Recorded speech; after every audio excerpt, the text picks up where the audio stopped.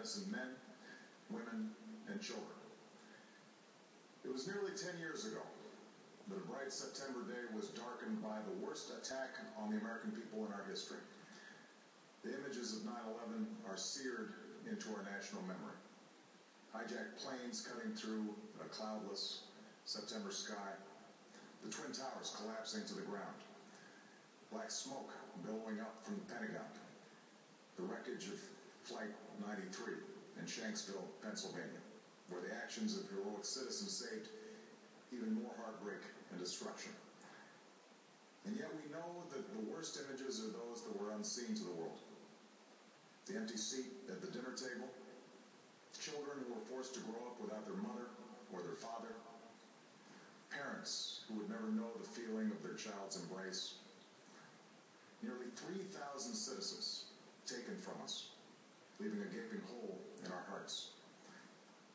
On September 11th, 2001, in our time of grief, the American people came together. We offered our neighbors a hand, and we offered the wounded our blood.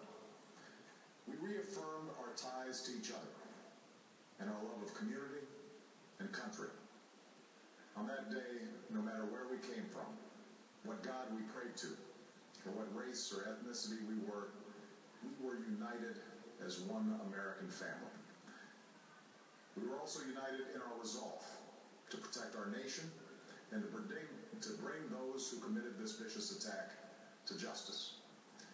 We quickly learned that the 9/11 attacks were carried out by Al-Qaeda, an organization headed by Osama bin Laden, which had openly declared war on the United States and was committed to killing innocents in our country and around the globe. And so we went to war against Al-Qaeda to protect our citizens, our friends, and our allies.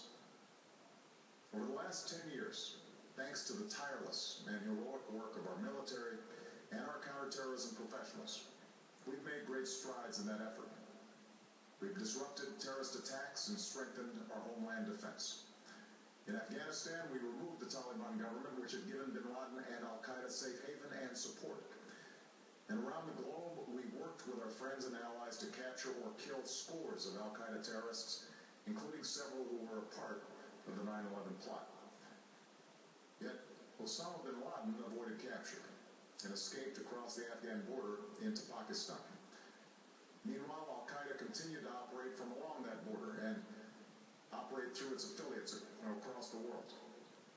And so shortly after taking office, I directed Leon Panetta, the director of the CIA, to make the killing or capture of bin Laden the top priority of our war against Al-Qaeda, even as we continued our broader efforts to disrupt, dismantle, and defeat his network.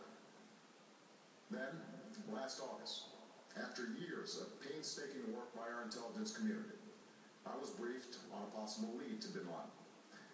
It was far from certain, and it took many months to run this thread to ground. I met repeatedly with my national security team as we developed more information about the possibility that we had located bin Laden hiding within a compound deep inside Pakistan. And finally, last week, I determined that we had enough intelligence to take action and authorized an operation to get Osama bin Laden and bring him to justice.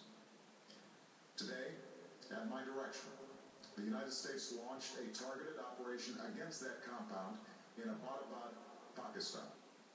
A small team of Americans carried out the operation with extraordinary courage and capability.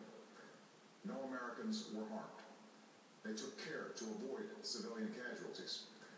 After a firefight, they killed Osama bin Laden and took custody of his body. For over 2 decades, bin Laden has been Al-Qaeda's leader and symbol, and has continued to plot attacks against our country and our friends and allies. The death of bin Laden marks the most significant achievement to date in our nation's effort to defeat Al-Qaeda. Yet his death does not mark the end of our effort. There's no doubt that Al-Qaeda will continue to pursue attacks against us. We must, and we will, remain vigilant at home and abroad. As we do, we must also reaffirm that the United States is not and never will be at war with Islam. I've made clear, just as President Bush did shortly after 9/11, that our war is not against Islam. Bin Laden was not a Muslim leader. He was a mass murderer of Muslims. Indeed, Al-Qaeda has slaughtered scores of Muslims in many countries, including our own. So his demise should be welcomed by all who believe in peace and human dignity. Over the years, I've repeatedly made clear that we would take action within Pakistan if we knew where bin Laden was. That is what we've done. But it's important to note that our counterterrorism cooperation with Pakistan helped lead us to bin Laden and the compound where he was hiding. Indeed, bin Laden had declared war against Pakistan as well and ordered attacks against the Pakistani people. Tonight, I called President Zardari, and my team has also spoken with their Pakistani counterparts. They agree that this is a good and historic day for both of our nations.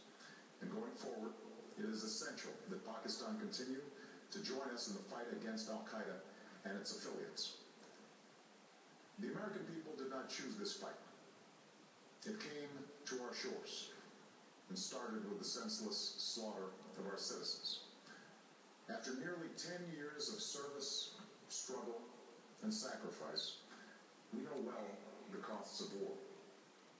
These efforts weigh on me every time I, as Commander-in-Chief, have to sign a letter to a family that has lost a loved one, or look into the eyes of a service member who's been gravely wounded. So Americans understand the costs of war. Yet, as a country, we will never tolerate our security being threatened, nor stand idly by when our people have been killed. We will be relentless in defense of our citizens and our friends and allies. We will be true to the values that make us who we are. And on nights like this one, we can say to those families who have lost loved ones to Al-Qaeda's terror, justice has been done. Tonight we give thanks to the countless intelligence and counterterrorism professionals who worked tirelessly to achieve this outcome. The American people do not see their work nor know their names, but tonight they feel the satisfaction of their work and the result of their pursuit of justice. We give thanks for the men who carried out this operation, for they exemplify the professionalism, patriotism, and unparalleled courage of those who serve our country. And they are part of the generation that has borne the heaviest share of the burden since that September day. Finally, let me say to the families who lost loved ones on 9/11 that we have never forgotten your loss, nor wavered in our commitment to see that we do whatever it takes to prevent another attack on our shores. And tonight, let us think back to the sense of unity that prevailed on 9/11.